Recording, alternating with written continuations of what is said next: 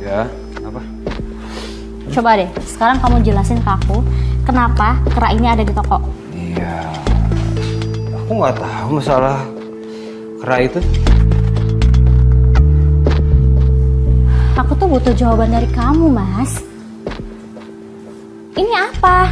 Iya, gini loh sayang, gini. Sini ya, aku jelasin ya. Kamu duduk dulu, sini. Duduk dulu. Jadi gini, waktu itu seingat aku tuh ada kakek yang ngejual kera ini ke aku. Aku nggak tega, aku kasihan sama beliau. Akhirnya udah aku beli. Bahkan kalau kamu tahu, ya aku lupa loh kalau patung ini masih ada. Ya terus kenapa disembunyiin di toko kita, Mas? Sembunyiin maksud kamu gimana ya? Sembunyiin apa sih? Aku nggak nyembunyiin kok, aku lupa patung ini masih ada. Ya aku ketemu di atas, Mas, ini keranya. Sayang, kayak kamu harus benar-benar butuh liburan deh. Kamu tuh samanya ya kayak Yuli. Kamu pikir aku ini udah gak waras? Kok kamu jadi kemana-mana sih omongannya? Hah? Aku cuma bilang aku nggak tahu patung ini kayak gimana. Terus kenapa? Aku tahu kok, kamu tuh juga mikir aku ini udah stres karena belum bisa nerima keadaan. Karena bersalah, gak ada satu anak pun yang terlahir dari rahim aku. Tuh, lihat. Omongan kamu jadi kemana-mana kan? Ini lagi ngebahas patung, sekarang ngebahas anak. Aku cuma merhatiin kamu, aku nggak mau kamu kenapa-napa, udah itu aja. Kalau misalkan emang kamu nggak mau aku perhatiin ya udah, nggak apa-apa.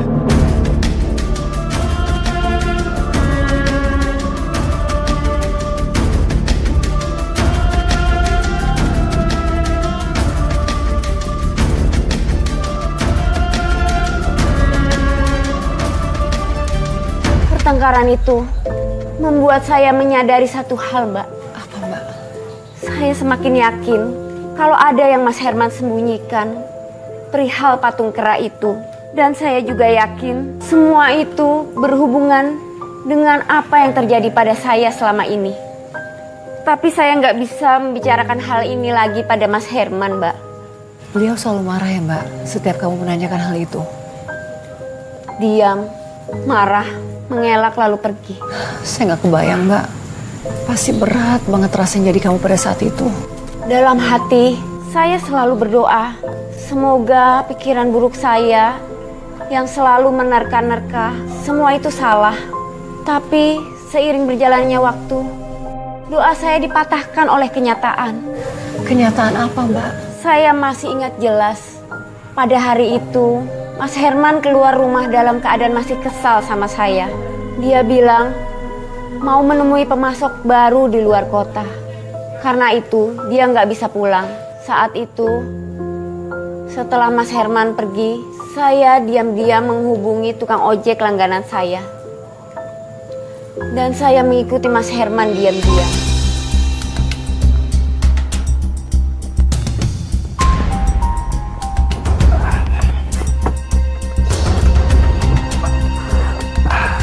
Kamu Yuli. Mana Yuli? Udah Pak, udah di sini aja Pak. Iya Kak.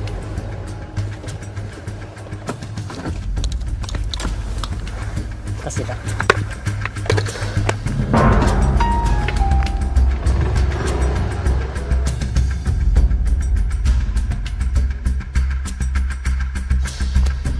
Mas, Kamu dari mana aja sih, Yang?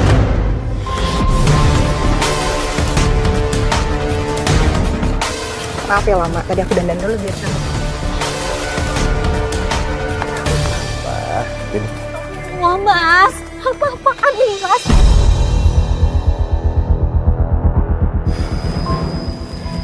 Kenapa? Kaget? Mau bilang kalau kita berdua ini selingkuh?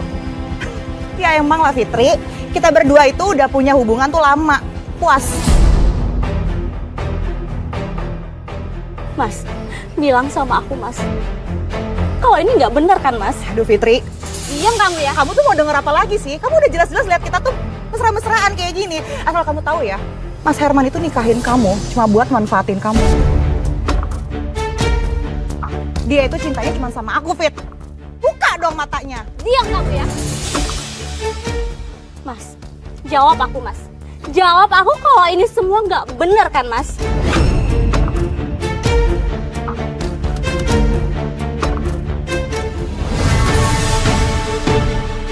Pulang sekarang. Kita pulang sekarang. Pulang. Mas, udahlah biarin aja. Jangan tinggalin aku.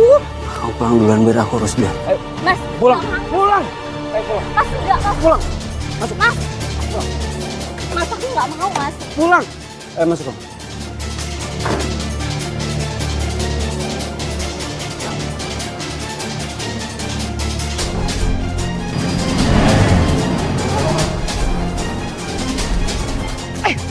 Dasar perempuan sial.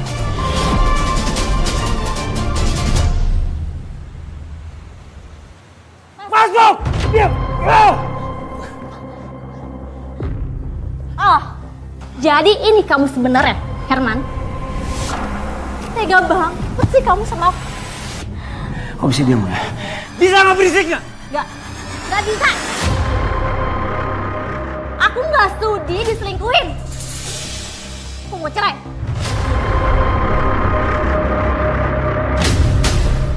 Cerai. Dengar, sampai kapanpun kita nggak pernah cerai. Kenapa? Bukannya kamu udah nggak cinta sama aku, makanya kamu selingkuh sama Yuli. Oh, atau bener kata dia ya? Kalau kamu tuh emang nggak pernah cinta sama aku. Dengerin aku ya. Kamu bisa tenang sedikit nggak? Kalau misalnya kamu nggak tenang, kita nggak bisa ngobrol. Udah nggak ada yang perlu diobrolin lagi ya.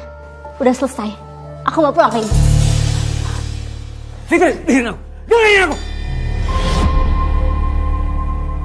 Aku minta sama kamu. Aku minta baik-baik. Jangan pernah pergi dari aku. Atau aku sakitin kamu. Dan aku minta sekarang juga kamu masuk sekarang. Masuk. Masuk. Masuk. Mas. Mana Mas? Kamu nggak bisa pergi dari aku. Mas, jangan Mas. Buka pintunya Mas. Mas. Mas Herman. Mas. Mas. Rasanya hancur banget, Mbak. Selama ini yang saya tahu tentang Mas Herman, ternyata semuanya salah. Seperti apa Mbak misalnya? Selama ini, saya pikir Mas Herman laki-laki yang baik dan bertanggung jawab, setia, dan ikhlas dengan kondisi saya yang tidak bisa mempunyai anak. Tapi ternyata dia sama sekali tidak merasa kehilangan dengan keguguran saya yang kelima. Mbak bisa berpikiran begitu? Apa karena perselingkuhannya? Mereka nggak cuma terlibat perselingkuhan, Mbak, tapi mereka juga terlibat persugihan bersama.